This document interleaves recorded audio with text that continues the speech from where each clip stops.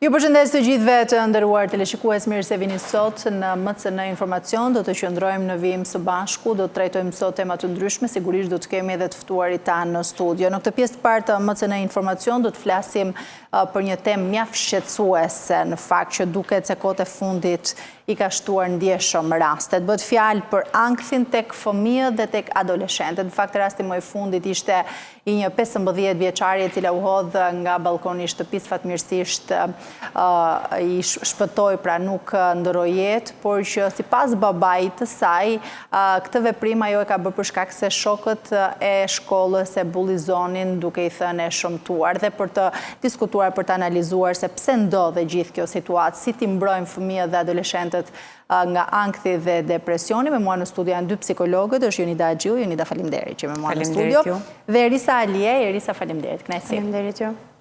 Mirë, e nisim fillimisht për të bërë një shpjegim, Jonida, çfarë është ankthi, se kohëve të fundit flasim gjithnjë më shumë ankthi, depresioni, por në fakt çfarë është ankthi? Po, në fakt flasim shumë, sikurse dhe ju e thatë, flasim shumë dhe flasim pak për problemet e shëndetit mendor.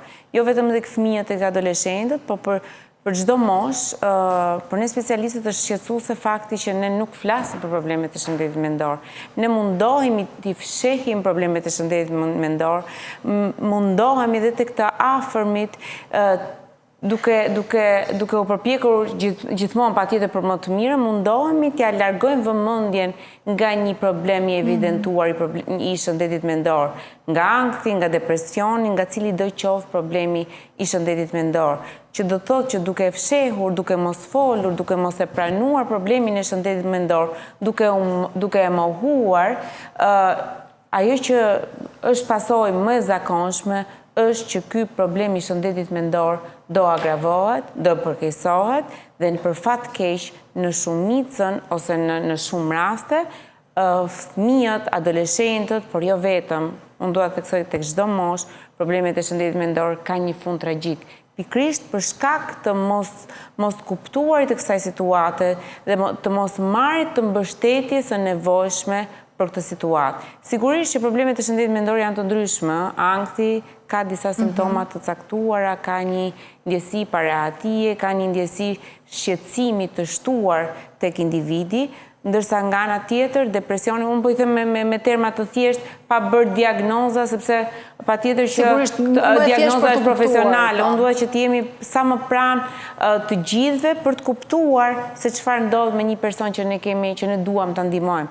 Ndërsa depresioni vjen pikërisht më e zakonshme, vjen me një tërheqje nga aktivitetet të cilat më përpara individi i ka shijuar. Pra, përgjithsisht, individët bëhen më pak social, janë më pak të motivuar, kanë më pak dëshirë për të përfshirë në aktivitete, janë më pak të orientuar drejt suksesit. Pra, është një tërheqje, një rënje e ritmit të individit. Por, dua ta theksoj edhe këtë sepse për mua është shumë e rëndësishme. Nuk ka, le të themi, një formulë fikse të problemeve të shëndetit mendor. Ajo që secili prej nesh duhet bëjë dhe duhet jeti kujdesshëm për personat, për familjarët, për të afërmit, për kur themi nuk ka një formulë fikse, pra nuk kanë shenja të njëjta për t'i kuptuar. Që nuk ka shenja fikse identike nga njëri individ tek tjetri. Nuk ka shenja, ne jemi të gjithë të ndryshëm, ne funksionojmë të gjithë ndryshe, reagojmë gjithë ndryshe, dikush është më social, dikush është më i tërhequr, dikush është më aktiv, dikush është më pasiv, dikush e shijon shoqërinë me të tjerë, dikush nuk dëshiron të ri vetëm. Ne jemi të ndryshëm dhe deri këtu të gjithë jemi normale, të gjithë jemi po format e depresionit mund vinë në format të ndryshme, pra po themi edhe të ankthit, jo vetëm fakti që bëhen të tërhequr, jo social, pra po mund të kenë nga ato persona që zgjedhin ta kalojnë këtë pa e kuptuar se po kalojnë një ankth apo një depresion në shoqëri. Një problem të shëndetit mendor, le t'i quajmë të tillë. Si ta kuptojmë ne? Pra, edhe format janë të ndryshme. Atëherë, ajo që për ne si prindër, për ne si familjar, për ne si miq, si shok, është e rëndësishme, është të jemi të kujdesshëm, të kuptojmë ndryshimet që individi ka. Çdo individ i cili përballet me një problem të shëndetit mendor ka relativisht reflekton. Ndoshta për syrin e një personi që nuk e njeh, nuk reflekton, duket si një person që është mirë, sillet normalisht, bën të njëjtat aktivitete, por patjetër që për personat e afërm reflektohet një situatë problemi. Për personat e afërm problemi është aty dhe ky personi arrin të kuptoj që diçka nuk shkon me këtë individin, që ky individi ka ndryshuar në mënyrën e funksionimit të tij normal, pra për çdo individ ka një funksionim tipik të tij dhe patjetër që personat e afërm mund ta pikasin që diçka është ndryshe. Dhe pikërisht ky është momenti mbase edhe për t'i zgjatur dorën, edhe për t'i ofruar një vesh për ta dëgjuar këtë individin për situatën që po kalon, sepse sikurse ju e thatë, ndoshta edhe vetë individi në njëherë ka të vështirë ta pranojë, ta kuptojë për atë që për situatën në këtë rast problematike që po kalon. Ti duhet ta kuptojnë dhe t'jenë të kujdesshëm. Jo duhet ta kuptojnë, sepse nuk është se ne po i detyrojmë në thonjza, por është të kuptueshme. Pra për një person që ti e njeh, është e kuptueshme që ka ndryshuar, që nuk funksionon më si më përpara, që nuk është më i njëjta si më përpara. Pra ka një gjë që nuk shkon. Po, lehtësisht e dukshme. Mirë, prezantojmë me ne në bisedë do të na bashkohet edhe zonja Entela Hitri, pedagoge komunikimi, por gjithashtu edhe prind adoleshent. Zonja Entela, para se të ndalem tek ju, dua të marrë edhe një mendim nga Erisa. Jemi me dy psikologet në studio. Erisa, mund të themi që rastet me ankth dhe depresion tek fëmijët dhe adoleshentët po shtohen ditëve të fundit? Në fakt, kjo është një dilemë për t'ju përgjigjur, sepse nuk e dim nëse realisht po shtohen, apo thjesht ka ardhur momenti që raportohen më shumë. Nëse marrim parasysh gjithë ndryshimin e stilit të jetesës me përplasjet kulturore që përballen fëmijët apo adoleshentët sot në ambientet që ata frekuentojnë, po mund të themi që janë rritur arsyet për të përjetuar gjendje anksiozë apo gjendje të tjera që prekin shëndetin e tyre mendor. Nëse ne themi janë shtuar, atëherë ndoshta duhet të bëjmë edhe pyetjen, e kemi vënë re, por çfarë kemi bërë për mos të shtuar rastet e gjendjeve anksiozë tek fëmijët dhe tek adoleshentët? Kemi bërë? Unë do thoja jo. Përkundrazi, ne investojemi si shoqëri për të kundërtën e kësaj. Investojemi totalisht në politika, në sjellje, në kulturat që duam të atashojmë, por nuk në përkasjen. Kemi kulturë ta kuptojmë kur ne kemi probleme me disa, se s'po i quajmë ankthi, depresioni, por gjitha këto problemet e shëndetit mendor. Është mungesa e kulturës apo është vullneti jonë si shoqëri? Unë nuk mendoj që familjarëve, shoqërisë, nuk po flas fare për profesionistët në këtë rast, nuk e kanë mundësinë të kuptojë që diçka nuk shkon me fëmijën e tyre, për shembull. Unë mendoj që e kuptojnë mjaft mirë, por ajo që i pengon ata ta pranojnë, këtë gjë është stigma. Mos harrojmë që të parët që i stigmatizojnë fëmijët dhe adoleshentët për gjendjet e tyre të shëndetit mendor, për fat të keq, në pjesën më të madhe janë prindrit të parët. Për shembull, mund të ketë një sjellje të caktuar fëmia që për një profesionist mund të jetë alarmante, ndërsa për një prind është një sjellje që i drejtohet fëmijës pse bën si idiot. Zonja Entela, gabime bëjnë edhe prindrit, sigurisht edhe shoqëria në tërësi, po a mund themi që këto raste po shtohen, se do t'i rendisim më vonë dhe do t'i analizojmë edhe shkaqet dhe arsyet pse ndodhi? Unë si studiuse sociale e shoh këtë aspekt nga marrëdhëniet shoqërore, le të themi, të ndërtuara. Jam shumë dakord me psikologën, ata që duhet ta evidentojnë, por edhe ta ndihmojnë fëmijën janë pikërisht familjarët. Në rastet më të përgjithshme, familjarët janë ata që që nuk kemi koshien, sepse ti e vëre që fëmia ka shumë gjendje anksioze primarje, ka mungesë ose shtim gjumi, ka dhimbje koke, dhimbje parësyra, dridhje të trupit në mënyrë të parësyeshme. Pra ne dimë që nuk është smund, dhe ndërkohë fillojnë këto sjellje fizike të dukshme. Dhe mendoj se ne si prindër të artikuar të ndërgjegjësohemi, jam dakord prapë me psikologën që nuk besoj që janë shtuar rastet, më shumë besoj që ne jemi ndërgjegjësuar si shoqëri. Ne kemi filluar të marrim në konsiderat që edhe ballkanasit vuajnë nga sëmundjet e shëndetit mendor. Se deri tani ka qenë një humor që cirkullonte, unë nuk ka sëmundje shëndetit mendor se janë ballkanas. Pra, ai stereotipi i mos pranimit të faktit që ashtu siç ty të dhem trupi fiziku, ashtu siç ti mund të kesh probleme të çdo lloji natyre që të dukshme, janë edhe sëmundjet e shëndetit mendor, që vinë në shumicën e rasteve pikërisht nga mos trajtimi, nga mos evidentimi. Në fakt unë adoleshentët, me që adoleshentët mendoj që ka ndarë nga qarku i prindërve, pra ata nuk e marrin më shumë në konsideratë opinionin tonë, sa do t'i themi ne që ti do t'ja dirë, t'ja bën, t'i këthen. Tani është edhe kjo tjetra, pra është adoleshent dhe sa e vështirë është për t'u kuptuar, se ne jemi mësuar janë të adoleshencës, i ka nga adoleshenca, pra kur ta kuptojnë? Në moshën e adoleshentë ato në lidhje me pritjet janë në mutizëm thojsa, pra janë nuk flasin me në problemeve që kanë. Ti nuk e merr vesh kur ai është zëmisht, ti nuk e merr vesh kur ai ka një problem dashurie emocional, ti nuk e merr vesh kur ka problem në shkollë, sepse nuk duan ndjen të dobët të shprehen me prindit. Dhe duhet jetë prindi ai që do grishi në komunikim adoleshent, para mos pretendosh në adoleshent, është ai që do të më te ty, siç ishte i vogël, që thoshte brava këmbën, brava dorën, kam nevojë për ty, nuk po bëj dot mësimet. Aman që prindi evidenton është i pari, unë e kam thënë jemi takuar në studio dhe për problematika tjera. Prindi e njeh styrin e fëmijës vetë 1.000 kilometër larg. Dhe e njeh kur fëmia fillon t'i fshihet, pra, edhe rastet e fundimit, janë raste që prindi nuk ka dashur të legojë alarmin, jo nuk e ka leguar dot mesazhin e fëmijës vet. Nuk ka dashur ta pranojë, nuk ka dashur të ta kuptojë, nuk ka arritur ta kodojë që çfarë ka këtu. Adoleshentët shumë mirë po ndikojnë në kohë moderne, në këtë kohë që ne po jetojmë sot, nga pjesa sociale e asocializimit, pra nga rrjetet sociale. Bunizohen për një gjë që e vjen në internet. E hodhe shumë mirë problem, e hodhe shumë keq problem. Pra, shpesh 10% e konflikteve dhe antipasti që ata kanë, vjen nga debatet në internet, pra takojmë atje, vritemi atje, rritemi atje. Dhe ti shikon që këto problematika nuk janë më vetëm të djemve, janë problematika gjithë shoqërisë, vajza djemt, përplasin fizikisht, për pjesën sociale, kalojnë nga të heshtë, nuk ndajnë problemet të familjarët. Alarmi më i madh për mua duhet jetë, meqenëse janë adoleshent, janë në shkollimin e mesëm, një koordinim ndërmjet mësuesve të shkollave, psikologut e prindit, për të evidentuar, pra zyca, kur e shikon fëmijën qetuar, duhet ta bëjë telefonat, ju thotë, mbas dite nuk është problemi im, se nuk është autoriteti im, edhe shqyqyr që e hoqe qafe, nuk u rrafën të unë. Por të bëj një mesazh prindit, ky fëmijë nuk më duket mirë, është i shqetësuar, emocionalisht, ka kemi diçka në familje, apo ka diçka që duhet ndihmuar.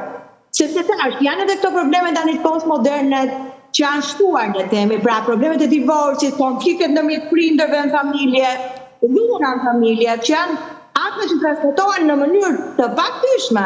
Që mund t'i listojmë tek shkaqet që sjellin ankthin edhe këto frikën tek adoleshentët. Është një ndër arsyet, pra je i patur, je veç keq, je veç mirë, dukesh bukur, dukesh mirë, a je trenda, nuk je. E kush e vendosi problemet e shoqërisë i përmendi Erisa, Jonida, cilat janë shkaqet kryesore që çojnë, pra përveç sigurisht familja, shoqëria, çfarë bën një adoleshent? Se fokusohemi kryesisht tek fëmijët dhe tek adoleshentët, se ndoshta është edhe kjo më. Dhe kjo në fakt është shumë e rëndësishme, është një moshë që është shumë e rëndësishme të ketë në një farë mënyrë të kuptohet. Për vetë faktin, ju përmendët cilët janë faktorët, por në fakt faktori primar është mosha, është ajo që shumë vite më përpara, pra jo domosdoshmërisht lidhet me kohën edhe me kërkesat apo me natyrën e problematikave të kohës. Shumë vite më përpara, një psikolog i njohur, Eriksoni, i cili përshkroi fazat e zhvillimit njerëzor, e ka përshkruar adoleshencën dhe shumë të tjerë patjetër, por unë duhet të ndalohem tek Erikson, i cili e ka përshkruar adoleshencën si mosha e krizës së identitetit. Pra një individ, dhe kjo është bërë shumë më përpara. Çdo individ në adoleshencë përjeton atë që quhet kriza e identitetit, që do thotë është momenti ku individi pyet apo ngre pikpyetje, cili jam unë, çfarë mundem të bëj, çfarë nuk mundem, çfarë kërkohet nga unë. Pra në një farë mënyre e gjen veten individin në moshën secili prej nesh, e gjen veten në një udhkryq ku i kërkohen shumë gjëra, por është i pasigurt për veten, është i pasigurt për mbështetjen, është i pasigurt për mundësitë, është i pasigurt për aftësitë. Nga ana tjetër, gjitha kjo kriza e identitetit, kjo situata, le themi, e pasigurisë, e konfuzionit, e kuriozitetit, shoqërohet shpesh herë dhe ky është problemi më i madh dhe përsëri unë nuk dua të ndalojnë kohën tonë në ditët e sotme. Debatet apo konfliktet adoleshent edhe brezat përballja e brezave përballja e brezave sigurisht është një moment që ka qenë gjithmonë prezent. Çdo prindrit tanë, ne të gjithë ka ekzistuar konflikti i brezave.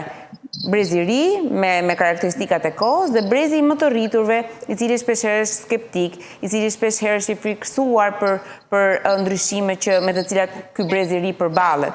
Megjithatë për mua jetojmë në një kohë ku duket sikur ne i japim shumë vëmendje fëmijëve, ne japim shumë vëmendje në të gjitha kontekstet e jetës, por për fat keq, unë si specialiste dua të evidentoj faktin që ne megjithëse duket sikur i japim shumë hapësirë, shumë vëmendje fëmijëve, adoleshentëve, mungon në shumicën e rasteve mungon komunikimi prind-fëmijë, që do thotë që në këtë moshë ku fëmija përballet me karakteristikat e moshës, me karakteristikat e kohës, me problemet e sfidave të kohës ku jeton, duke munguar komunikimi prind-fëmijë, duke munguar ai komunikim që në fakt nuk është ky momenti për ta ndërtuar, se shpesh herë na vin prindër që thotë, unë nuk e njoh më fëmijën tim adoleshent. Vajza ime adoleshente, djali im adoleshent, shkon atje në dhomë dhe unë nuk e njoh më, duke sikur nuk është fëmija im të cilin e rrita ditë për ditë.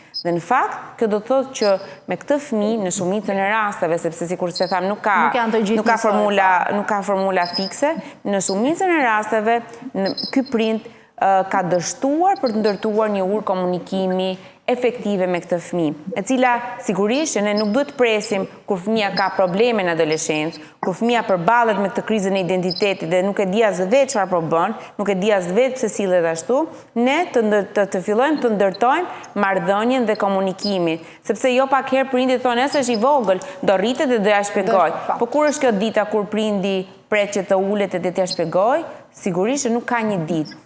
Komunikimi prind-fëmijë ndodh në ditën e parë të kontaktit me fëmijën. Dhe nëse ky komunikim ushqehet ditë për ditë, të jemi të bindur që do kemi shumë më thjesht prindi dhe adoleshenti për ta përdorur komunikimin si një mjet efektiv për të zgjidhur sfidat, problemet. Është më frytëdhënës. Absolutisht. Pra është një komunikim që është ndërtuar, është ushqyer dhe është aty për të na ndihmuar tashmë. Erisa, pse vuajnë adoleshentët dhe fëmijët nga ataket e frikës, panikut?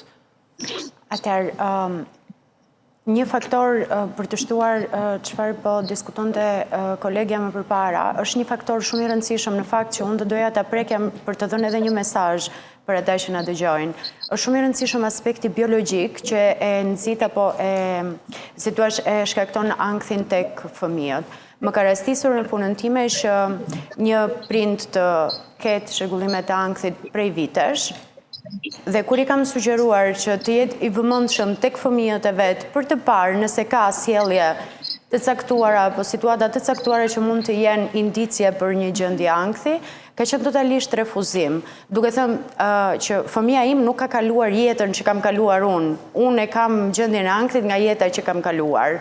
Dhe do doja që të gjithë ata që sot janë të rritur edhe kanë vuajtur në një moment jetës së tyre nga gjendja e ankthit dhe sot po prindërojnë, do ju sugjeroja shumë që të jenë të vëmendshëm për të parë fëmijët e tyre, sepse është një aspekt që e ka indicjen shumë të lartë për tek fëmijët. Pastaj, po du flasim për ato aspektet sociale, sepse fëmijët sot përjetojnë gjendje anktioze. Unë e kam thënë shpesher që përveç se psikologe, unë drejtoj një qendër studimi mbas shkolle. Dhe aty kam parë jo gjendje anktioze, po nuk e di, do me thënë nivellet e ankthit që mund t'i ketë një person 20-50 vjeçar që në jetën e tij, të moshave nga 6 deri në 15 vjeç. Nivele shumë të larta të gjendjes së ankthit.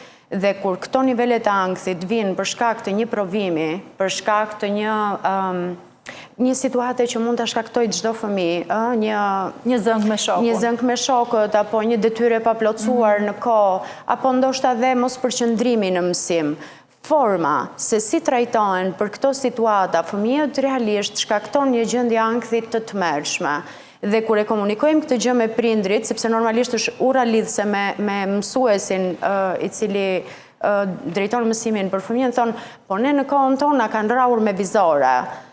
Po, dakord, e di që i kanë rraur me vizore, unë nuk mund të kthej mbrapsht atë kohën edhe të them jo mos i rifni fëmijët me vizore, por përsa ko prindi më kthen mua këtë përgjigje, unë nuk duhet të di se sa mbrojtës apo protektiva i është treguar për para fëmijës së vetë. Dhe këtu fillon dhe pasiguria pastaj. Pra, frika, pasiguria, gjendja e vetmis dhe të ndjerët i pa kuptuar, i pa dëgjuar. Edhe i pa mbështetur. Pa tjetër. Pastaj kemi dhe atë faktorin tjetër që ne kemi shumë në kulturë dhe është një nga dëmet më të mëdha që i shkaktojmë fëmijëve tanë pa dashur ndoshta, që është krahasimi. Krahasimi me komshiun, me fisin, me shokun, me shoqen, me çdo tjetër që ata të tjerët janë gjithmonë më të mirë se sa fëmia jonë. Dhe përveç kësaj, i ngarkojmë fëmijët dhe disa përgjegjësi që realisht janë shumë të mëdha për shpatullat e tyre të vogla. Për moshën që kanë. Dhe në këtë logjik, zonja Antela, cila është qasja e çdo prindi me fëmijën e tyre?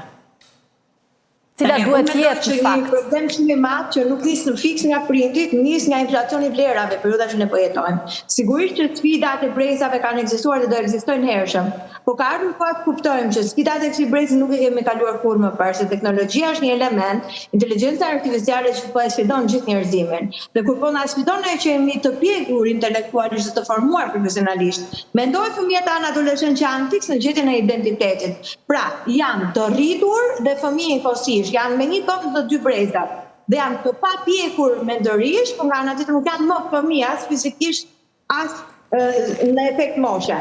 Nuk besoj që ne si prindër duhet të arrijmë të kuptojmë një gjë që ankthi duhet trajtuar, sepse ankthi pa trajtuar kalon pas në elemente më të vështira, kalon edhe në gjendje depresioni, në gjendje skizofrenie, shumë gjëra shumë të thelluara, kështu që mbështetja emocionale që ne si prindër duhet t'i japim fëmijës të besojmë. Pra, unë kam bërë një artikull para 3 muajsh në një revistë studimore për fëmijët, duaj fëmijën që ke, jo fëmijën që do. Ne duam atë fëmijë që Zoti na fali që e kemi, ta investojmë, ta ndihmojmë, ta mbështesim emocionalisht, intelektualisht, të mbështesim emocionet e tyre, mos i gjykojmë emocionet e tyre. Pra, ti do një fëmijë inteligjent, po ti e prindi perfekt, në fakt lutem. Ti pretendon që e prind intelektualisht i plotësuar. A je investuar kohë ku fëmia ti që je intelektualisht i plotësuar? Se kam pyetje që duhet ta kthesh ti si prind vetes. Unë mendoj që gjithë problematikat i kthehen gjithmonë familjes. Nisin dhe përfundojnë aty si cikël.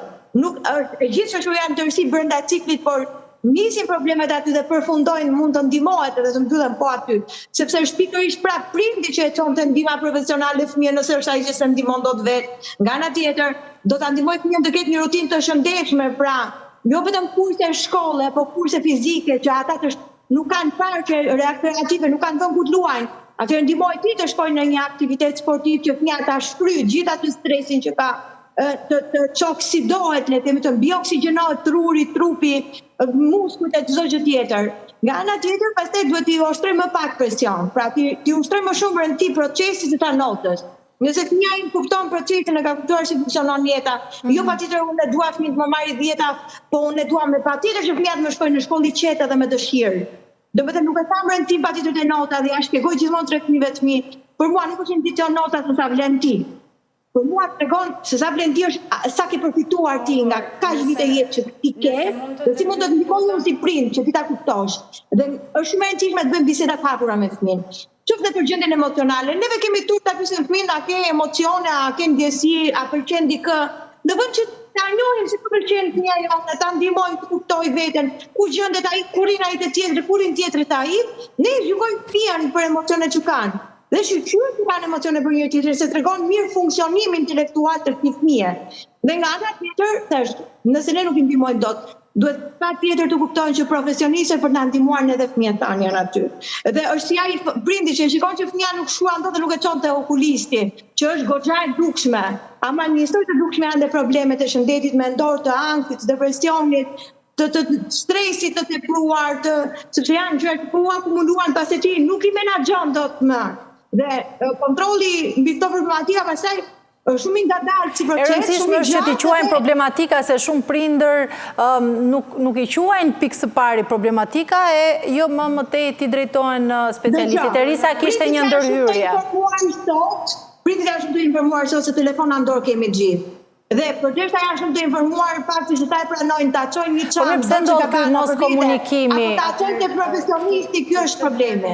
Për mua, jo që prindrit nuk janë të informuar. Në kohët moderne janë shumë të informuar për problemet e shëndetit mendor. Atëherë janë shumë të zënë në punët e tyre dhe jo, përveç asaj ka një problem tjetër. Ndonjëherë profesionistit merret me atë punë, nëse ti si prindje i zën. Çojtë e zonja që janë psikologë që për atë punë janë shkolluar, për atë punë kanë investuar, s'keko ti, lëri njerëzit që merren me atë punë, merren me fëmijën tënd. Ka zgjidhje në kohët moderne. Po Erisa. Atëherë, do thosha që mos të duket sikur jemi këtu për të persekutuar prindrit, sepse në fund të fundit askush nuk e pati një recet gati si të prindërojë në mënyrën më perfekte të mundshme. Pse ushtrojnë presion prindrit e fëmijët? Çfarë mund të bëjë një prind që shkon në mbledhjen e klasës së parë, sapo ka hedhur hapat e parë fëmia i tij në bangat e shkollës në rrugën shumë të gjatë dhe të bukur të dijes, dhe mësuesja në momentin e parë i rreshton faktin që fëmia s'di të shkruaj bukur, nuk punon shpejt, apo gjitha ato problematikat që për mendimin tim në klasë të parë janë gjëja më e parëndësishme. Më e parëndësishmja.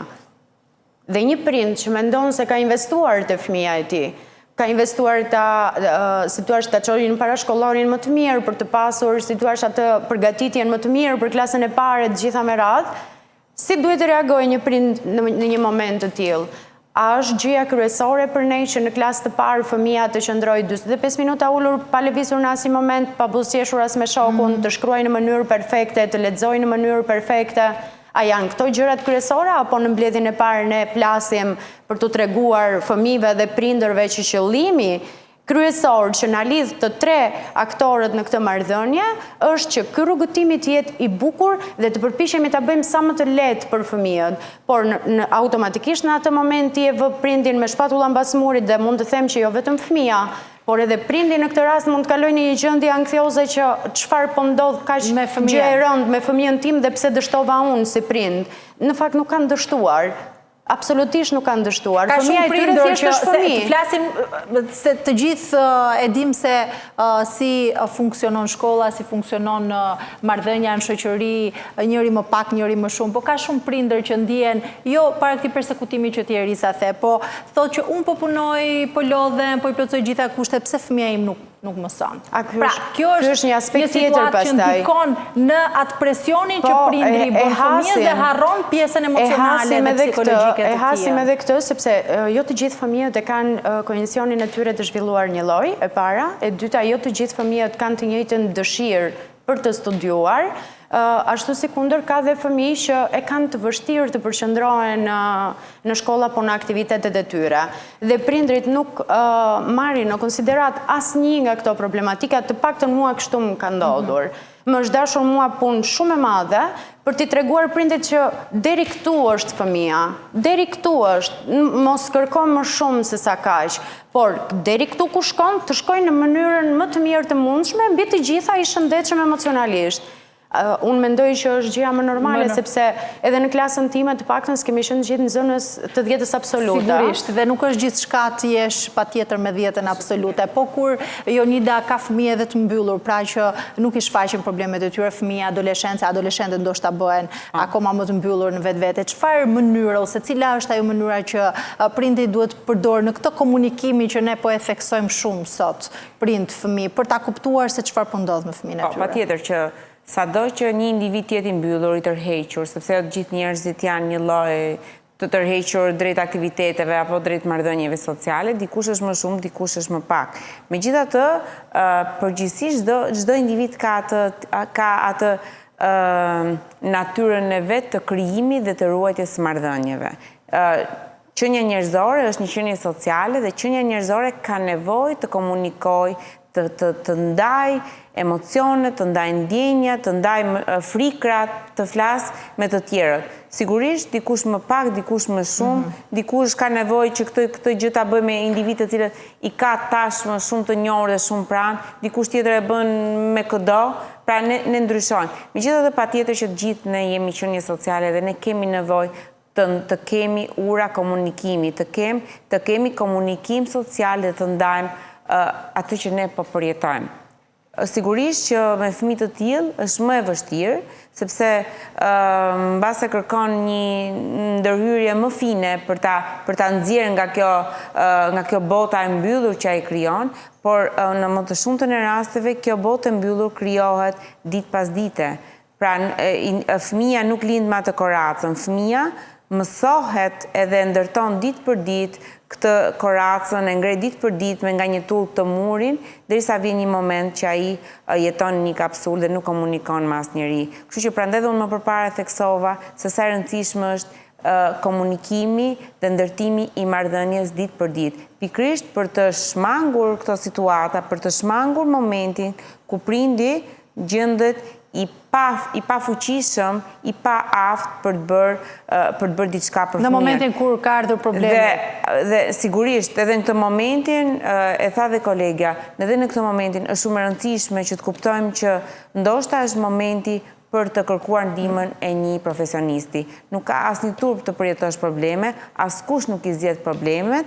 Në momentin që ne vëmë re që një problem është aty dhe ne nuk bëjmë dot diçka për ta zgjidhur, apo kemi nevojë për një ndihmë ekstra për ta zgjidhur dhe për të dalë nga situata, nuk ka asnjë gjë të keqe, nuk ka asnjë turp dhe nuk kemi për të dhënë llogari askujt, përveç se do ndihmojmë atë qenien tonë më të dashur për ta kaluar një situatë problemesh në të cilën është përfshirë. Do bëjmë gjën e duhur në fund ditës. Patjetër. Unë mendoj në fakt që në gjithë vrullin që po jeton shoqëria sot, do ishte shumë mirë që psikologu për këdo të bëhet si mjeku i familjes. Jo detyrimisht kur ne jemi në alarm për një situatë të caktuar të trokasim derën e një terapisti apo një psikologu.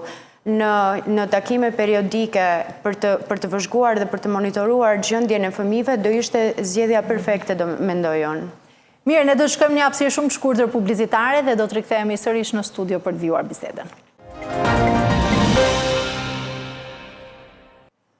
Rikthehemi sërish në studio, do të vijojmë bisedën, do të flasim për ankrin dhe depresionin tek fëmijët dhe tek adoleshentët. Zonja Entela, se nuk e di nëse para publicitetit doni të shtoni diçka, apo... Po. Një ndër gjërat më të rëndësishme në fakt që ne duhet ta evidentojmë këtë temë dhe ta dimshojmë fort është fakti i traumave që adoleshentët tanë kalojnë në familjet tona. Pra, nëse se ti nuk gjen rrugën e komunikimit me partnerin tënd, nuk ka gjithë një zgjidhje, sepse ti mund t'i kalosh ose mund t'i harrosh gjëra më të mëdha, kur shet rregulla në marrëdhënien tënde familjare, shoqërore, me familjen tënde të lindjes, me prindit e tjerë, por ti harron faktin që gjurmët e deformimit personalitetit që këto trauma që ti shkakton në familjet të adoleshentët i bën ata e para që të kalojnë gjithë këto akte dhe mërzi, e dyta që ata të krijojnë një imazh të shtrëmbur të marrëdhënies njerëzore, të marrëdhënies familjare, të asaj kupolli që ne pretendojmë që duhet jetë vendi ku ne mbrohemi, ruhemi, duhemi, edhe ku duhet ndjehemi të kujdesur, të mbrojtur. Pra, shumë e rëndësishme të kuptojmë që ngjarjet traumatike që ne shkaktojmë te adoleshentët tanë janë shumë të rëndësishme dhe ndikojnë deri në deformimin e personalitetit apo të perspektivës të tyre mbi jetën edhe mbi familjen. Prandaj, ne duhet të mësojmë në atë parë si shoqëri të zgjidhim gjërat dhe unë e them gjithmonë që mund të ndash rrugët e jetës, por jo të marrësh jetën dhe nga ana tjetër të mos harrosh përgjegjësitë që ti ke për këtë veçlit. Duhet nëse ke ndërtuar familje nuk ka më kohë që ti të mendosh vetëm për veten, por duhet të kesh një lloj maturie në komunikim. Sepse kemi meshkuj që dhunojmë fizikisht, po kemi femrat që dhunojmë verbalisht. Pra, ne dim mirë se sa afta jemi ne femrat për ta gjetur fundin e një debati kur jemi të mërzit, kur na ke mërzitur. E kemi këtë talent, apo e kam gabi, apo kam vetëm unë. Dhe vetëm që miratojmë kemi këtë talent. Kemi dhe talente tjera, po... Pa tjetër, kemi dhe gjërat e femrës, po ideja është e ta që kuptojnë që fëmijët tanë nuk e hapin zërin tënë që është ngritur dhe fjalët që janë thënë njëri tjetrit. Dhe ti, si qif mund pajtosh me një mfal për atë dashurisë apo shumë gjëra. Dhe fëmia i ka traumat aty dhe thotë, se do plotoj familje, unë për familja është ky model. Dhe këto lloj trauma shkaktojnë ankth. Pra ti ke ato skena që fëmia vë ato kufjet me volum vu, vetëm që mos të dëgjoj çfarë ndodh në familjen e vet. Duhet të jemi shumë të kujdesshëm në këto lloj, le të themi, situatash që ndodhin në çdo familje në botë, jo vetëm në Shqipëri. Mbi gjitha Shqipëri pastaj këto faktorët e shkollimit, faktorët ekonomik, faktorët e zotërimit, kush e bën ligjin në shtëpi. Dhe shumë gjëra që po marrin një lloj zgjidhje deri diku, nuk kemi aty, nuk kemi qenë të jemi sinqert, të pjesa pozicionimit, po nga ana tjetër prapë thimi koshient që gjërat dhe çdo veprim dhe çdo e qeshtur dhe çdo e bërtit në familjet tona është në traumë, një gjurmë të vetveçit tanë. Dhe në fakt më e rëndësishme është ta pranojmë dhe ta kuptojmë dhe ta pranojmë që diçka nuk shkon me fëmijën. Jonida, vajzat apo djemt janë më të prirur drejt ankthit, depresionit? Unë nuk do thosha që në vajzat apo djemt më të prirur ndaj problemeve të shëndetit mendor. Statistikisht nuk mund ta themi këtë gjë. Po çfarë ndodh? Vajzat në shumicën e rasteve kanë më të thjeshtë të flasin dhe të ndajnë situatën e problemeve që po kalojnë. Pra është më socialisht e pranueshme që një femër në çfarëdo lloj moshe të thotë që unë nuk ndjehem mirë, që unë jam e shqetësuar, që të filloj të qaj, që po kaloj një periudhë vështirë, ka qenë gjithmonë edhe më përpara dhe vazhdon të jetë më thjesht për një femër të pranojë dhe ta ndajë një situatë të vështirë psikologjike. E kundërta ndodh me gjininë maskullore. Meshkujt për fat të keq vazhdon ende ky lloj, le të themi, edukimi ku për meshkujt është të tregon dobësi, të pranosh që ti po kalon një situatë vështirë. Por në momentin e problemit, kjo gjë nuk ndihmon. Sigurisht që unë jam pro kësaj pjesës që ti japin fëmijëve, qoftë vajzat, qoftë djem, aftësinë, pozitivitetin për t'i kaluar, për t'i kapërcyer pengesat, për t'i kapërcyer problemet. Po kur problemi është evident, si çun, si vajzë, si mashkull, si femër, e përjeton një lloj. Dhe ka nevojë një lloj për ta ndarë, ka nevojë një lloj për të kërkuar ndihmë, për të ndjerë më mirë, për të dalë nga gjendja. Kështu që duke qenë se meshkujt për shkaqe kulturore do të thosha e mbajnë më shumë të e fshehin, përpiqen më shumë ta fshehin dhe të tregojnë atë pjesën e fortë si karakter, si vlerë maskullore, si vlerë gjinore. Unë do thosha që ndoshta për meshkujt edhe pasojat ndonjëherë janë më të vështira. Për shembull, vetëm një statistikë do doja të sillja, tentativat e vetvrasjes janë shumë më tepër tek femrat tentativat e vetvrasjes, ndërsa vetvrasja si akt ndodh më së shumti tek meshkujt. Pra meshkujt e finalizojnë rastet e finalizimit të aktit të vetvrasjes janë shumë më tepër tek meshkujt. Erisa, nuk ka ndoshta një moment fiks se kur duhet i drejtohemi psikologut, por në fakt kur është momenti, ndoshta këtu edhe pasi prindri ka bërë atë punën me fëmijën e tyre, kur është momenti që duhet i drejtohesh specialistit për t'u trajtuar? Atëherë, mund të fillojmë nga momenti që ne shohim disa herë që fëmija ynë ka disa sjellje anktioze apo përjetime anktioze, do thosha unë. Ose në rastet kur ne dim se në familjet tona ka ndodhur fëmija mund të ketë kaluar një traumë, që mund të jetë humbja një personit të dashur, mund të jetë largimi i shokut ose i shoqes së vet në një vend tjetër, pra humbja e miqësisë së parë që ai ndërton. Mund të jenë konfliktet brenda familjes gjithashtu, një moment që nuk duhet pritur që fëmija të tregojë disa shenja, por automatikisht duhet që prindi të jetë i alarmuar për gjendjen e fëmijës edhe ta orientoj tek specialisti.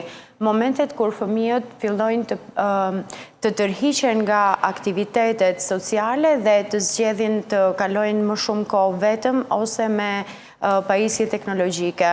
Momenti kur fëmija ndryshon, të themi, ka ndryshimet qoftë edhe minimaliste të ushqimit, të orareve të gjumit, të rezultateve akademike.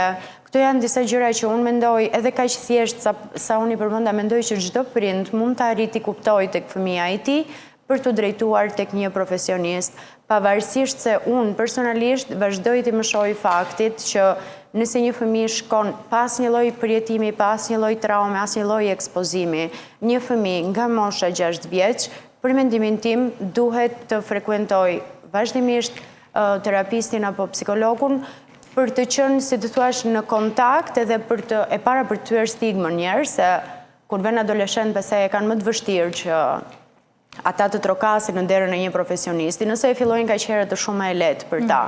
Por edhe pa pas asnjë lloj problematike, thjesht si prindër për të kuptuar se si është gjendja e fëmijëve të tyre, emocionale, mendore, është mirë që të kontaktojnë një profesionist. Sigurisht është shumë e rëndësishme. Zonja Entela, flasim ankthi, depresioni, bullizmi, pra ndeshim sot në fjalë që ndoshta para 20 vitesh nuk i kemi ndeshur, si ka ndryshuar kjo nga brezi? Kemi ndeshur për në versionet e tjera sepse shoqëria është botërore dhe shqiptarët kanë ndryshuar në parim vlerash. Pra më përpara bullizohej një nxënës që nuk lexonte libra, që nuk mësonte mirë, që nuk shkruante bukur, që nuk kishte rezultate të larta në shkollë. Sigurisht që bullizohej nga mësuesja madje e para. Dhe pastaj nga gjithë shoqëria dhe nga prindrit. Dhe fëmia më i mirë në familje ishte fëmia që kishte rezultate më të mira në shkollë. Sot djali që mëson, dhe zonja ka drejt shumë psikologja edhe falenderoj që e ceku. Gjemten ata që përjetojnë më shumë bullizëm se sa femrat, sepse femrat janë lloji më i butë dhe e gjejnë të njëjtën, pra përpiqen të gjejnë të njëjtat. Shpëtojnë, le të themi, nga ato njerëz që nuk e ndjen rehat komfort, sepse nga që janë të forta dhe të brishta njëkohësisht, përpiqen të gjejnë të përshtatshme dhe të ngjashme. Kurse djemt luajnë gjithmonë për territor dhe për dukje. Unë jam i forti, unë jam ai që pëlqej më shumë, unë jam gango, unë ashtu. Dhe në këtë rast djemt, do të thënë, çunat e mamave çajin, a kanë kuptuar një gjë këta djemt që janë gjithë çuna mamash, kanë dalë gjithë nga i mam. Këta e kanë kuptuar ndonjëherë djemt nga them ti mbiri që është sportisht edhe është Tom King. Mami, të gjithë djemt janë djem mamash. Nuk ka djem babash. Domethënë në momentin e parë njëri ka nga mami. Pastaj të kuptojnë dhe këtë gjë tjetër. Lodhi është për njeriu dhe është të vënë njerëzor. Suksesi në vend të bullizojnë për vlera i bullizojnë për antivlera. Si s'ke të dashur ti, thoshin ngotësive në shkollë të mesme, ti ignorante. Më kupton? Domethënë ka ndryshuar vlerat. Dhe inflacioni i vlerave ka sjellë edhe ndryshimin e llojit bullizimit. Jo, nuk ka pasur bullizim. Të gjitha herët ka pasur. Ne me shoqërinë. Pra ne nuk i kemi kushtuar rëndësi. Pra ka patur bullizim, por nuk ja kemi kushtuar rëndësi që po i kushtojmë sot. Kemi ca pasoja sot nga ata që sot janë të rritur. Nëse ti ke qenë një person që nuk e shkruajtur bukur, ti e mban mend këtë bullizim. Nëse ti ke qenë një person që nuk shkëlqen matematikë, kishe një mësuesi që përcaktonte se ti nuk bën, se po si ishe në matematikë ti si je inteligjent. Dhe harron një gjë që njeriu shkëlqen në një fushë, dhe prandaj po them, ne jemi bullizuar, por në një version tjetër. Nëse ti nuk bëje punë shtëpi dhe s'diete që mdisi ti ishe femër e pastë, se do shkojte burri. Janë lalla, more, po familja ndërtohet bashkë. Prandaj po them, mendoj se vjen për qesh sepse i kemi anashkaluar, nuk i kemi lexuar. Dhe kemi thënë gjithmonë ime me ka thënë gjithmonë që janë të smunde psiqike. Ndërkohë që të më pyesni si je, gjithmonë më thoshte, mos bë këtë, mos atë, unë këtë gishtin e kam këtu, mund kohë, ngurë. Dhe këto lloj traumash e versionat për një tjetër në anë, i kemi transmetuar një pastarë si tanë? Si mendoni ju? Që tash jam rritur nga dy prindër intelektual në atë kohë, pra i kam prindër 80 sa vjeç. Po, fëmijët në zonat rurale, duhet të bënte grep, duhet të bënte gjithë punët e shtëpisë. Rishte vlefit motra që të quajë një femër e zonja, që të lavdrojë. Lavdrojë në shpina asaj të bërë kështu. Edhe ishte vetëm një fëmijë. Pra, e një ka gjë vlen, por kemi një inflacion vlerash, ky është problemi. Dhe në bazë inflacionit vlerave, ashtu është edhe bullizimi. Nëse ti shmer like në TikTok, në një rrjet asocial, po nuk u pëlqete, ti nuk je social. Kjo është shumë kontradiktore, por kjo është realiteti që po jetojnë fëmijët tanë sot. Dhe ne duhet të arrijmë të mbjellim vlerat e fëmijëve, të besojnë që unë vlej, të besojnë emocionet e tyre, të mos ulet vetë vlerësimi, të kuptojnë që ti je ai që ndërton rrethin tënd, nuk është rrethi që të ndërton ty. Ti zgjidh rrethin ku ti, është si peshku. I them ti me bie, mami, ti je peshk, po gjej ujë, mos i faj temës. Pra, gjëra të tatin tënd, gjithmonë emocional. Rri me njerëz që të thonë sa punë që ke bërë sot, sa bush pëlqen syt. Mos rri me njerëz që thonë vishesh ngushtë të çofin.